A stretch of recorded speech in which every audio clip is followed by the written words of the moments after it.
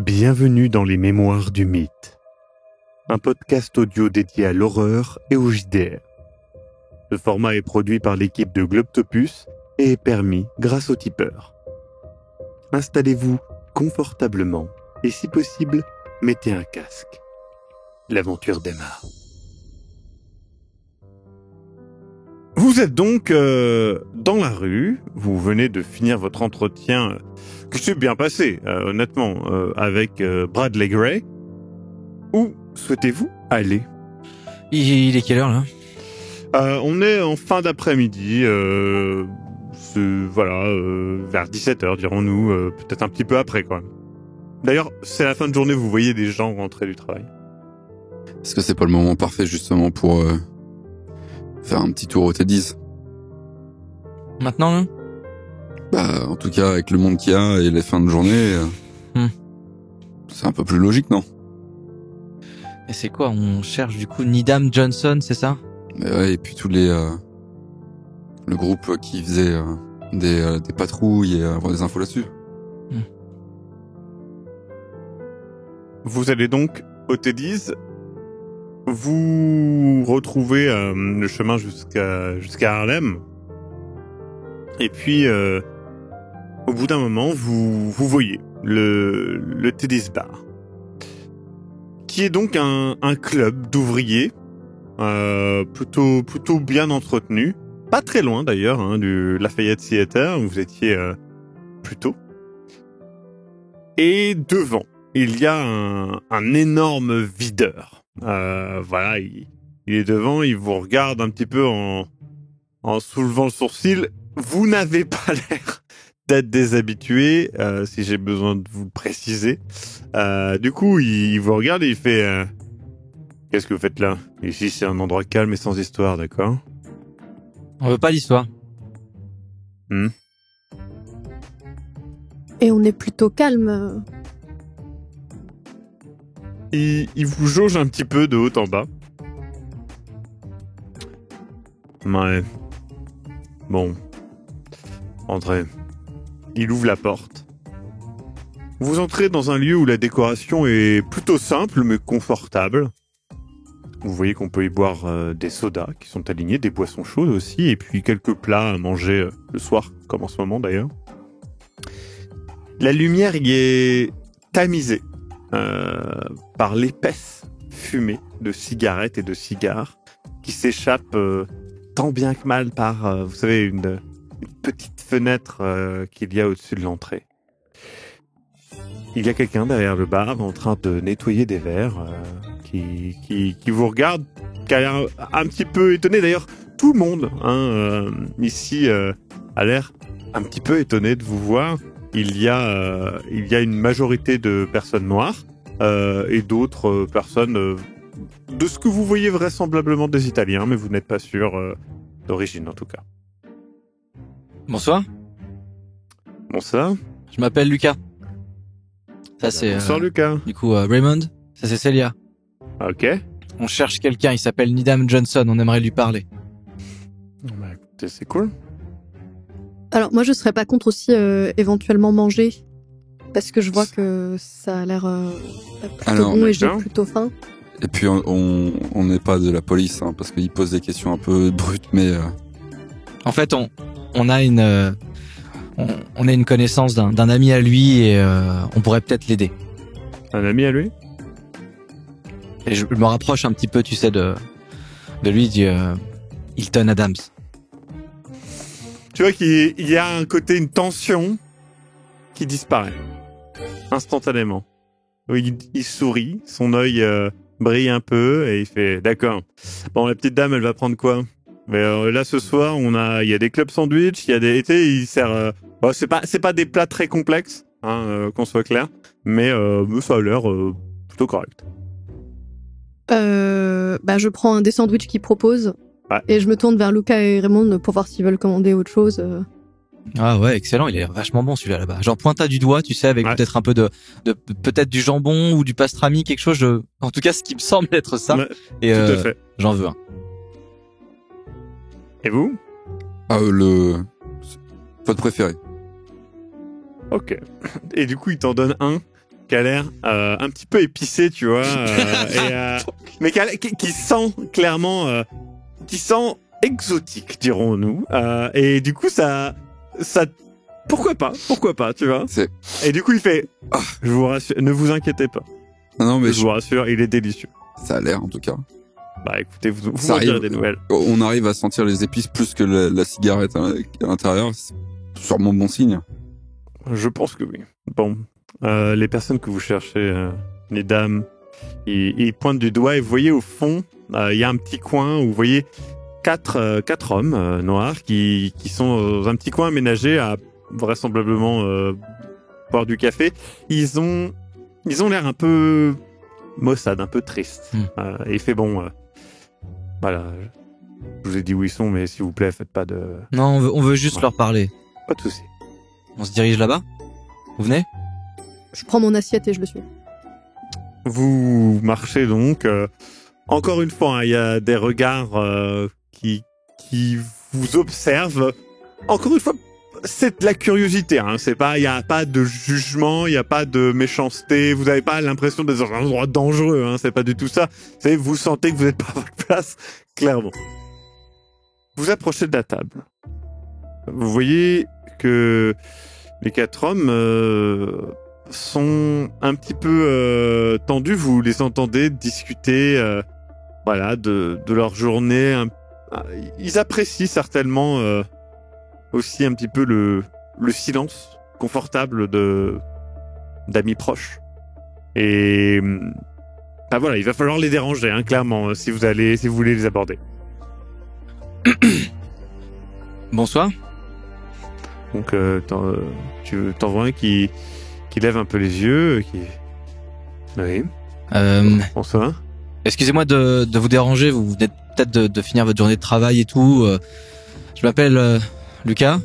Ça c'est Raymond, ça c'est Célia. Je vais être franc avec vous en fait. On a parlé à Millie Adams et on veut parler avec vous de Hilton. On aimerait parler de vous. On a des choses importantes à se dire, je pense.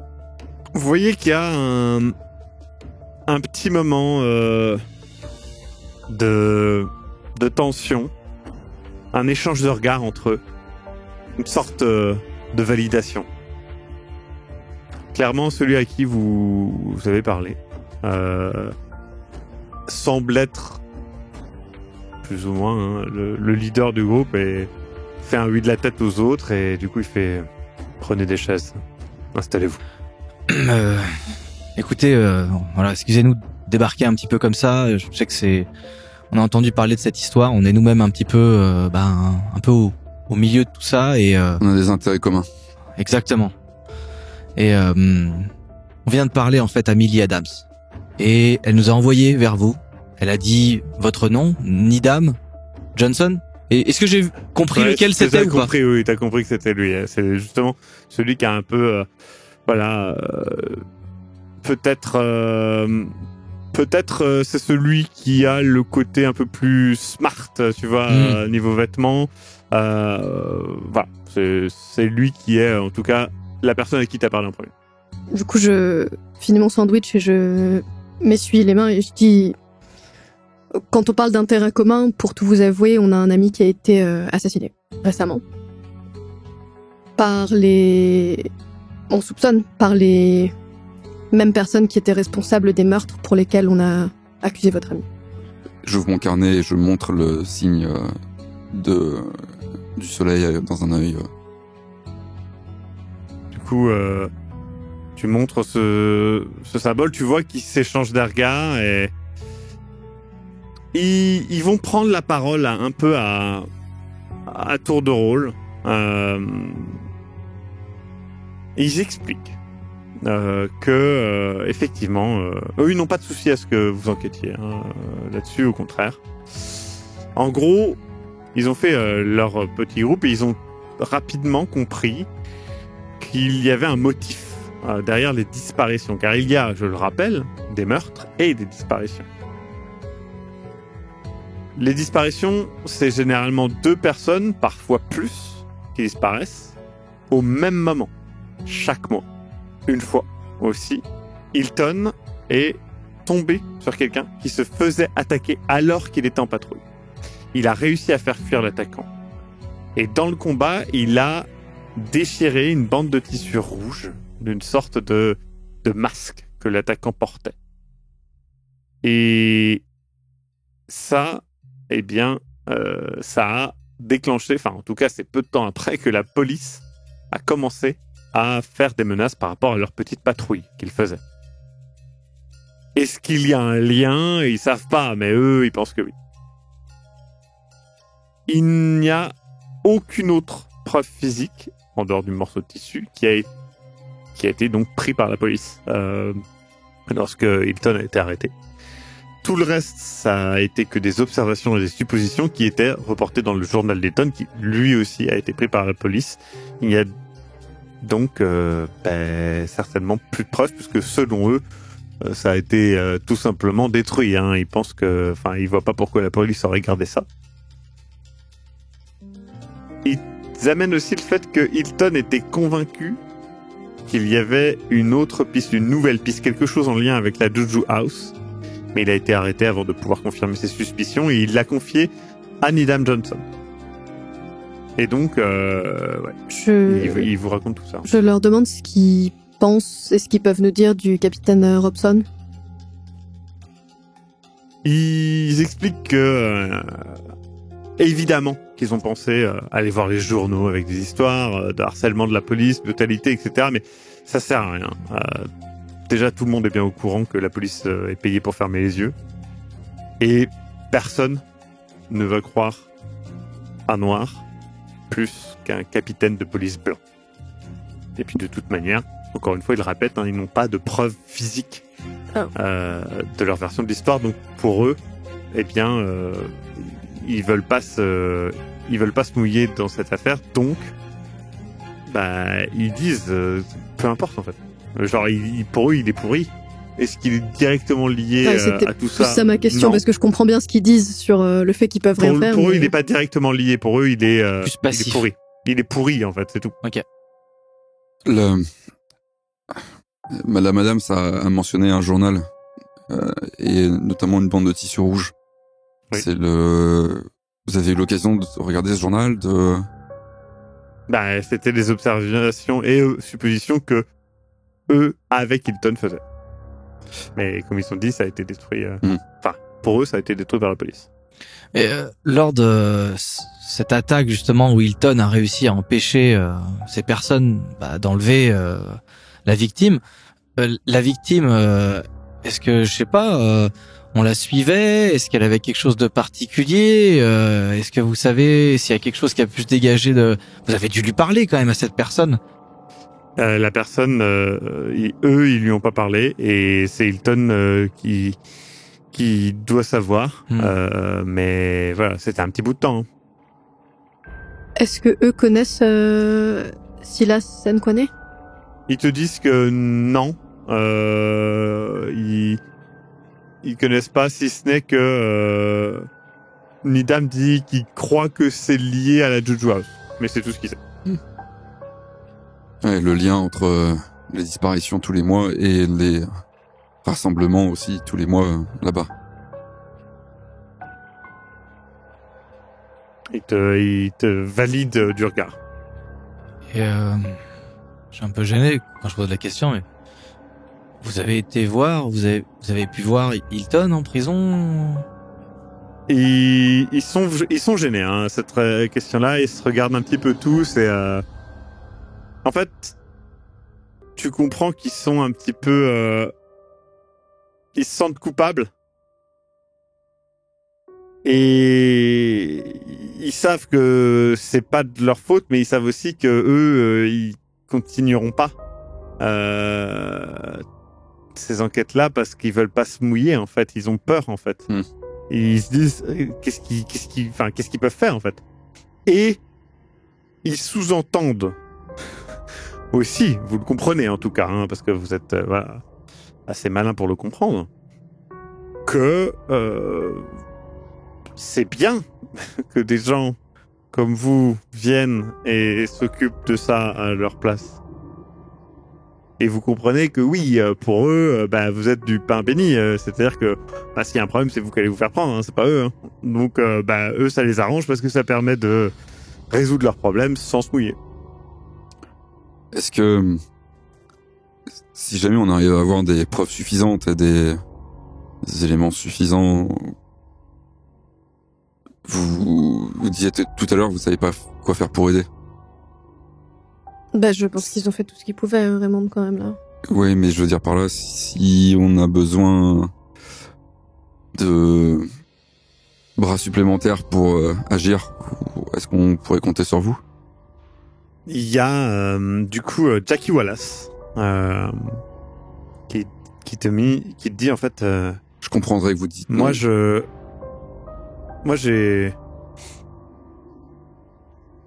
un travail en fait. L'hôpital d'Harlem et on m'a clairement fait comprendre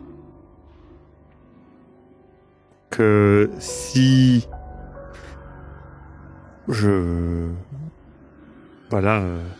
restais en dehors des problèmes, je pourrais peut-être rejoindre un programme d'entraînement qui me permettrait d'être infirmier et je pense que vous comprenez peut-être pas comment ça se passe à Harlem et les chances qu'on a ou pas, mais moi en fait j'ai des limites par rapport à ma vie en fait. J'ai 30 ans et c'est ma dernière occasion, je peux pas défendre la cause. Évidemment que je serai toujours là, mais je peux pas mettre tout en jeu. Je veux dire, merde, Hilton. Désolé, je veux pas vous remettre en question ou quoi que ce soit, mais Hilton, il y a toutes les chances qu'il finisse sur la chaise électrique avant la fin de l'année, peut-être même avant le printemps. Vous savez là. Je comprends que la justice est déséquilibrée. La justice, elle marche que pour certaines personnes dans ce pays, Raymond, c'est surtout voilà. ça. C'est ce que je voulais dire par là. Et comme la police, comme le reste, mais... Comme plein de choses. C'est pour ça que je vous propose de faire les choses bien, je mets entre guillemets, mais je ne veux surtout pas vous forcer, je veux juste savoir si on peut avoir des gens sur qui compter. Si jamais ça devient compliqué. Et encore une fois, je vous force pas. Je veux juste augmenter le nombre d'alliés, quoi. T'as Nedal Johnson qui fait écoutez, peut-être parce que vous êtes plus clair de peau que nous, vous aurez une chance exceptionnelle de ne pas être visé par les menaces du capitaine Robson, mais sachez qu'il est parfaitement conscient des limites de ce qu'il peut dire, mais aussi parfaitement apte à faire des menaces qui ne passeront pas inaperçues. Si moi et mes amis avons fait le choix d'arrêter ces recherches, c'est que nous sommes dans une impasse. Évidemment que Jackie, lui, a eu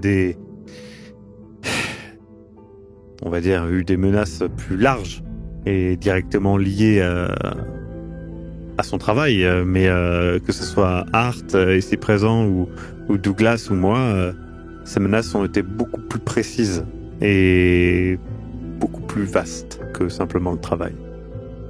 C'est pour ça que on pourra évidemment vous aider un petit peu de loin, mais je comprends, c'est déjà énorme.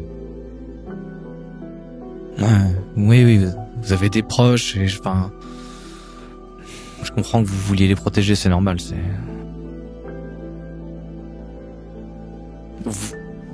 Il est peut-être possible qu'on voit Hilton, est-ce que Vous voulez qu'on lui dise quelque chose pour vous ou... Enfin, je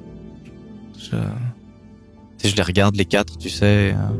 Donc ils se regardent ensemble, les 4. Et les 4 ensemble disent Don't tread on me, goddamn, let's go, qui est donc le motto de la 369e infanterie, qui est donc les Harlem Hellfighters. Vous le connaissez, je pense, enfin vous comprenez en tout cas que c'est ça. Don't tread on me, goddamn, let's go.